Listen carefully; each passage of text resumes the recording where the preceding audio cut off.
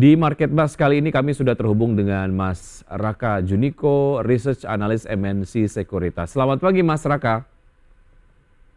Halo, selamat pagi juga Mas Vicky. Pagi, terima kasih sudah bergabung bersama kami Mas Raka. Semoga kita sehat selalu ya Mas.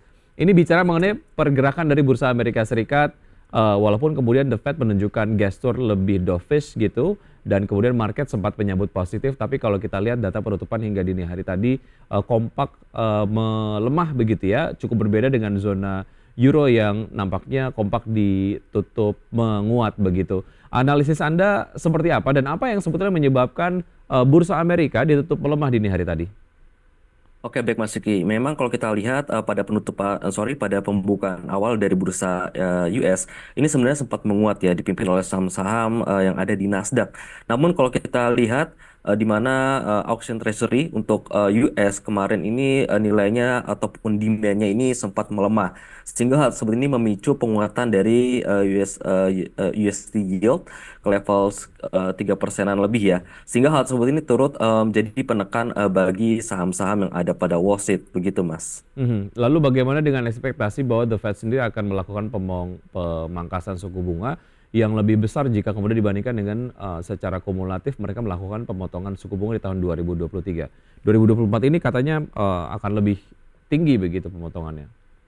Ya, memang kalau kita lihat dari sini grup ya, dan dari dot yang tersedia, di mana memang kalau kita cermati probabilitas pemangkasan suku bunga untuk FOMC pada bulan September ini lebih tinggi ya, dari yang semula 25 bips menjadi 50 bips dan probabilitasnya mencapai 72%.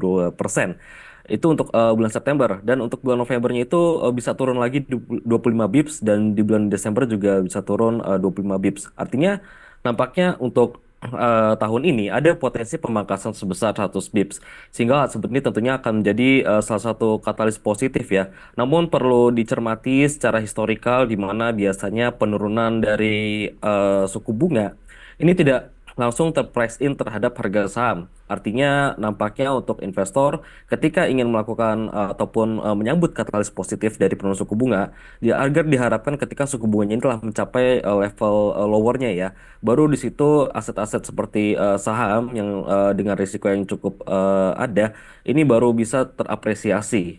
Jadi sekali lagi nampaknya untuk investor perlu wait and see dulu ketika ada pemangkasan suku bunga, dikarenakan memang sudah terprice in kemarin-kemarin, dan mulai bisa mengambil posisi beli ketika memang suku bunganya ini sudah turun sesuai dengan target, begitu Mas. Mhm. Artinya memang ada sebuah momen yang ditunggu terlebih dahulu, tapi most likely mungkin akan mengarah ke sana begitu ya, pemangkasan yang memang lebih banyak begitu di tahun ini. Baik, Mas Raka, Ya. kalau kita kemudian melihat possibility ataupun mungkin proyeksi pergerakan dari IHSG, kalau Bursa Asia tadi kan dibukanya mix ya begitu, ini kemudian mengikuti penutupan bursa global dari Amerika dan juga Eropa lah yang juga mix. Bagaimana Anda melihat proyeksi pergerakan IHSG di hari ini?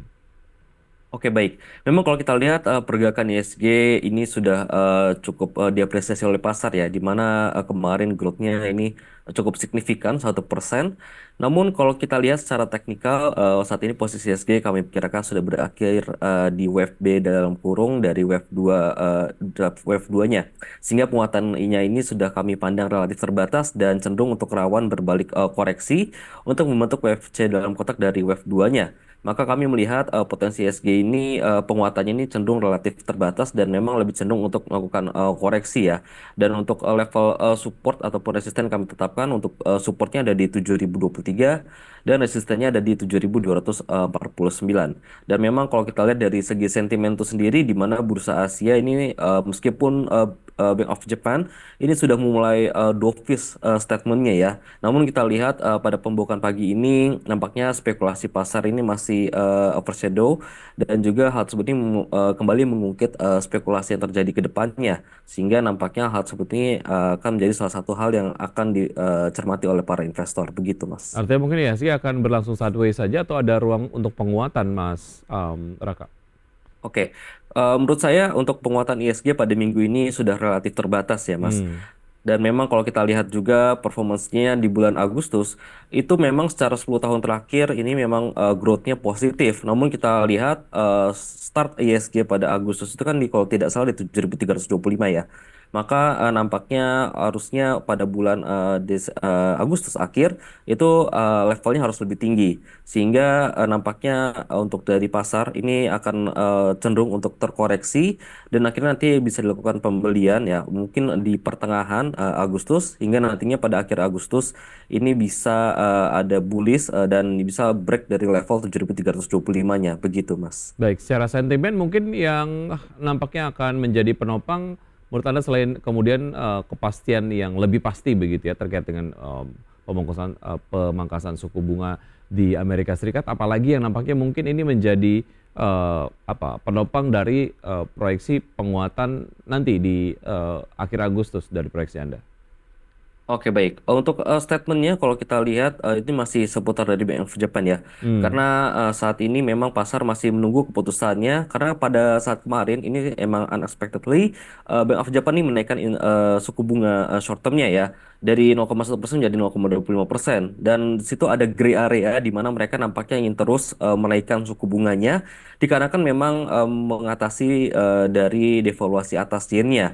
Dan hal seperti ini yang nampaknya akan menjadi kekhawatiran investor pada saat waktu itu, di mana kalau kita lihat memang Nikkei sendiri telah drop 12% pada hari Senin mhm. dan menciptakan Black Monday ya. Dan itu akan menjadi cermatan investor ke depannya. Namun untuk saat ini, Bank of Japan ini tengah lebih dovish, di mana nampaknya ada salah satu pejabat tingginya yang mengatakan bahwa untuk monetary easing-nya ini hanya cukup diperlukan suku bunga di 0,25% dan selanjutnya akan mungkin lebih kreatif dalam mengembangkan kebijakan-kebijakannya sehingga hal ini dapat dinilai positif dan bisa menopang pergerakan ISG pada bulan ini begitu Mas. Baik, tidak hanya IHSG yang mengalami penguatan signifikan, rupiah juga demikian. Sejauh mana ini mungkin menjadi concern juga dan mungkin dapat menjadi sebuah momentum yang bisa dimanfaatkan masyarakat. Iya, untuk target kami untuk di bulan Agustus ini rupiah akan cenderung berada di bawah level 16.000 ya Mas. Mhm. Karena memang kalau kita lihat di XY sendiri atau indeks dolar ini telah melemah dan memang sudah tidak ada lagi katalis yang bisa menopang dari DXY tersebut. Sehingga kami cenderung optimis untuk USD IDR atau kurs rupiah ini dapat menguat ke bawah level 16.000-nya Mas. Baik, Begitu. ada sektor yang menarik untuk dicermati terkait dengan proyeksi penguatan dari rupiah terhadap dolar Amerika Serikat sendiri. Oke, untuk sektor yang bisa dicermati tentunya masih ada dari sektor energi ya. Mhm. Dimana kalau kita lihat ini mendekati adanya winter akhir tahun dan kita lihat untuk saham-saham energi terutama coal mining ini masih cenderung relatif bisa dibeli. Karena memang seperti Adaro ini projectionnya bisa mencapai level 4.000 ya.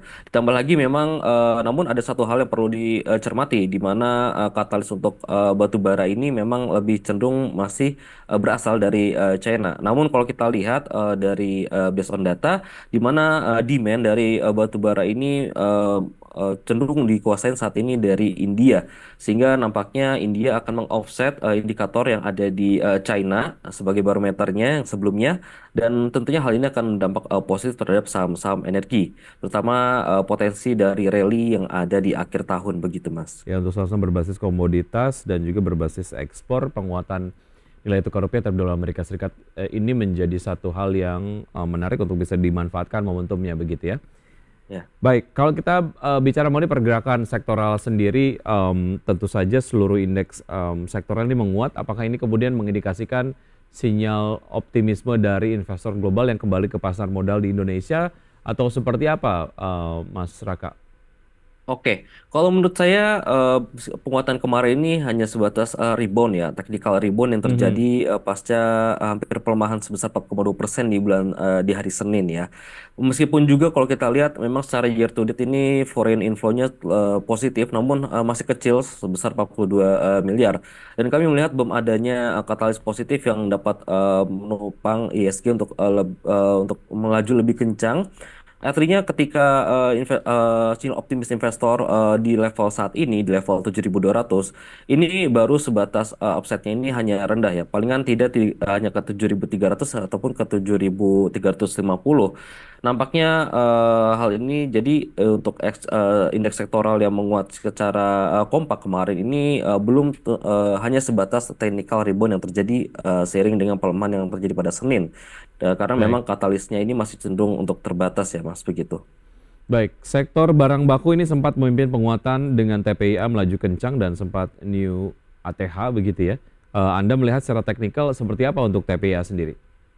Oke, untuk TPIA, di mana kalau kita lihat kemarin ini memang menguat cukup signifikan ke level tertingginya, bahkan di level 11.225 ya.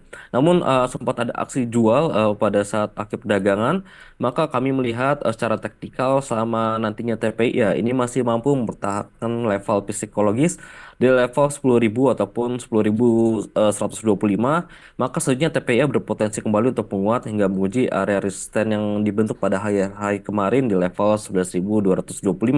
Namun harap diperhatikan apabila TPIA-nya nanti cenderung break support di level 10.125, maka selanjutnya TPIA akan coba untuk menguji area level 9.725 hingga level 9.400-nya begitu, Mas. Oke, rekomendasi untuk TPIA seperti apa, Mas?